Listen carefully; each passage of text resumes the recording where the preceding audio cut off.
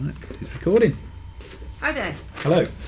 Second instalment then of analysis of Aileen scenes. So we've done, both of us have done the second and the third analysis. Yep. So the first scene is going back to her roots. So it's looking at when Nick Broomfield says, I wanted to go and find out more, and we start going back. Should we start with that one?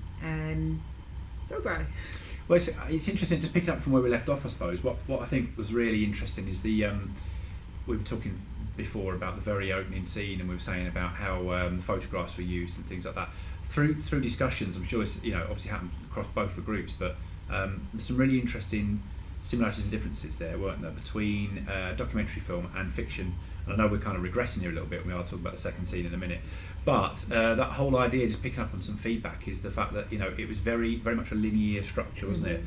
Starting with photographs, starting with being a very early age, going through that whole age process. Chronological. Yeah, in a chronological sense, which was quite interesting because it shared quite a lot of similarities with, often a lot of fiction film, but at the same time differences, because some fiction film can have a very different kind of structure and can start in the middle and go back, or the end and go back, and vice versa. So it was quite interesting how that worked, I think. And it certainly created a flow of how the film progressed, didn't it? Yeah, we've been talking about character types in terms of comparing it to fiction, and saying that the typical kind of traditional kind of character types are the villains, etc. And we've been pointing out, I know in our class we're talking about who's the villains in this piece, and it's quite clear it's everyone but Aileen. The police, the media. Yeah, absolutely. Who else? Family. Well, the family, men. Yeah, men. That's in general. In general, tend to be the villains. And that's, we've talked a lot about Nick Broomfield's bias. Yeah. And that's turned people off. Yeah. In terms of, it's quite in your face. It's very obvious. And perhaps not letting the audience kind of think for themselves about what's in front of them. Yeah. It has created a bit of an oppositional reading to various parts of the film, I think. No, that's a really good point. It's something we're going to pick up on that, actually. We've talked about all those people in opposition to her, but we haven't thought about it in comparison of characters to fiction, so that's really interesting. We will definitely pick up on that. So, no, I mean, that works really well. We certainly identified them all, do you mean those in opposition to her, but didn't think of it maybe in that way, and that's really interesting and an interesting slant, which is why these videos are useful, because it's about chatting it out and kind of working that through. And it's really important in that sense that it is kind of talked through, and it's important that we do it in class and that you do it with each other, because there's not necessarily a right or wrong answer. No. The whole thing about Film A2 is it's a jump up that you're debating, you're supporting your analysis, and you're exploring it. That there are a number of rights and wrongs, or various viewpoints that can be taken on something. So it's important that is explored, and then obviously conclusions are your overriding kind of thoughts for that. It's very much about how you articulate yourself, isn't it? Through that, as we said at the very beginning, it's all about you're judged on essays at the end of the day, and how you can articulate yourself in those essays is going to be the overriding factor in terms of how you're graded. So you're absolutely right. Yeah. So to talk about specifically kind of that scene where what happens just before it, and then he wants to go back. Yeah, the plea changes. Yeah, it is. It's the plea change in court, isn't it? To she volunteers for execution. Is that right? Yeah. And then basically we have Nick Broomfield going back. What did you have in terms of responses for this?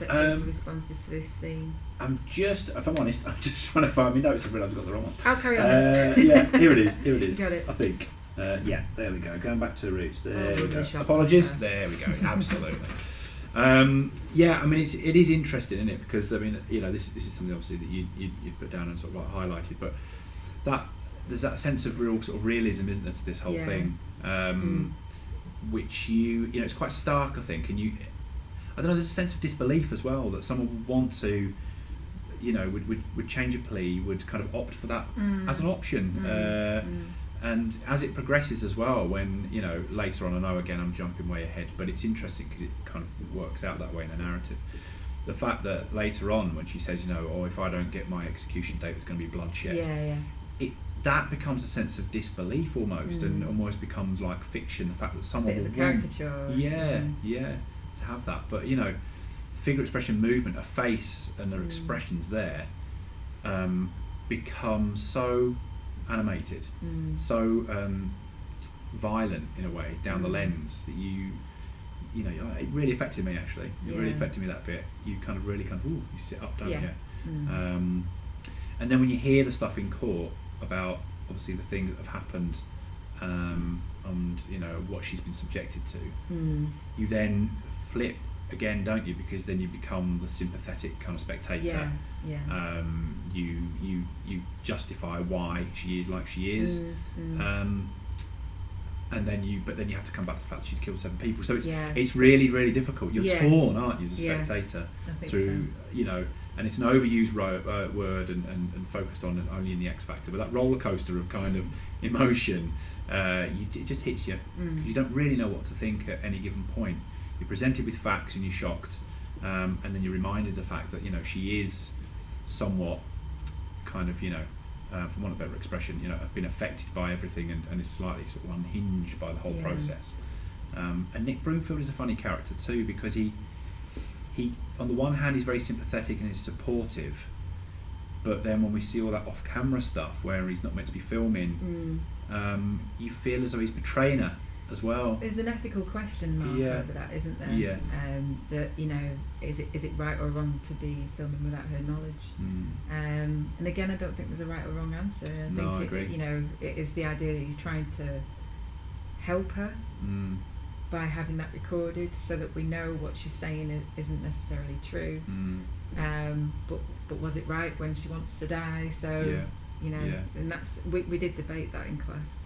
And it's very interesting to know whether, with the documentary maker as well, whether they I try and believe this because I think it's part of the art of documentary filmmaking, but whether a documentary filmmaker does it because they make a film because they love it, it's their art, it's what they do, and they genuinely want to uncover facts and truths, or if ultimately still there is a price tag on it and they're getting paid and they're going to make a lot of money from it. And it's that balance, isn't it, of kind of trying to work out which is which. It is, because, and you know, some of you lot in my class pointed out that, you know, the long tracking wide shot of the media compound at the end, it's like, look at this media interest in her, but Nick Broomfield's the one in the car filming it on the way to the media compound. So he's just, you know, as involved or, you know, motivated by the same things in the sense that what they are. And we discussed about Louis Theroux, about, you know, the fact that he's now made another Jimmy Savile documentary. Is that cashing in on, you know, a terrible situation, or is it that he, like you say, is he a documentary maker just, you know, doing it for, he feels, you know, a certain drive to uncover or, you know, explore a certain thing. And it's that kind of debate that, you know, it is one of the things that comes up in questions, in some of the exam questions, is that, you know, those are kind of things that often can need to be discussed. Stylistically it's interesting, isn't it, the cinematography and what have you.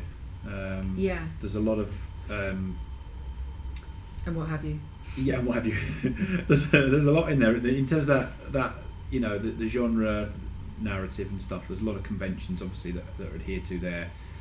You know, that sort of combination of sort of two modes of documentary kind of, you know, that are made, that we've talked about last time, but also the link with, you know, a lot of the camera work. There's a lot of fixed camera, isn't there?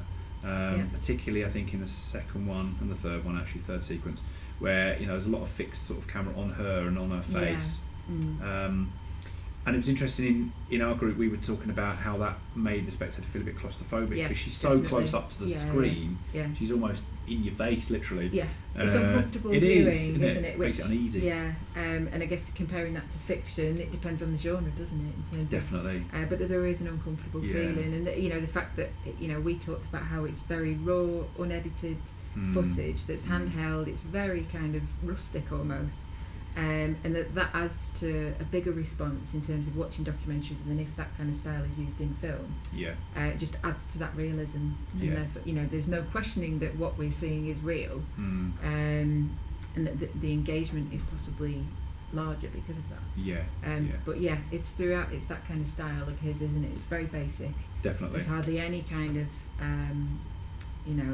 pre-prepared kind of setup in terms of his shots or anything like that, but it does add to that, a larger feeling of realism.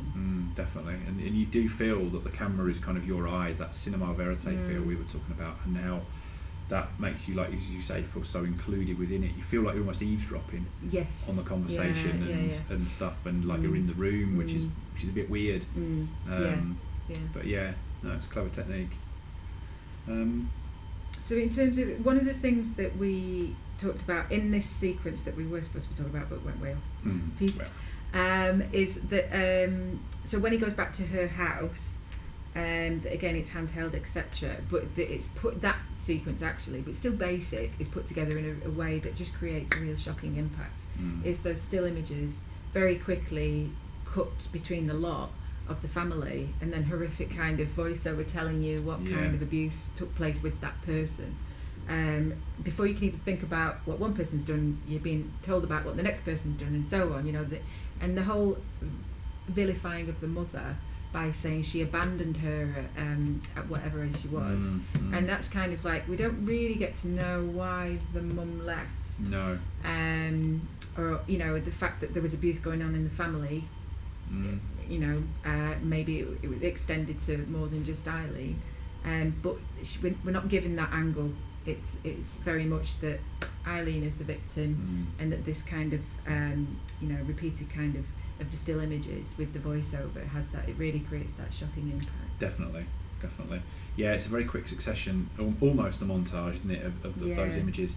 And it was interesting, some of those images, people picking out, saying, there's one in her swimsuit, for example, when she's a kid, and the way that she's kind of sat. I think someone really pointed out that she was kind of sat almost in a guarded sense, but they were, so you can read into that whatever you want. And again, they are real images, so it's interesting that, but it is very much about that reading, how you read that, knowing what you know now as a spectator, as an academic of film who's kind of really read into this text a lot. Because if you were just an audience and you just watched it once, you didn't go into any kind of great detail, you may not pick up on that stuff. So there's some really good things I think that students have drawn out already, which is really, really good. Absolutely.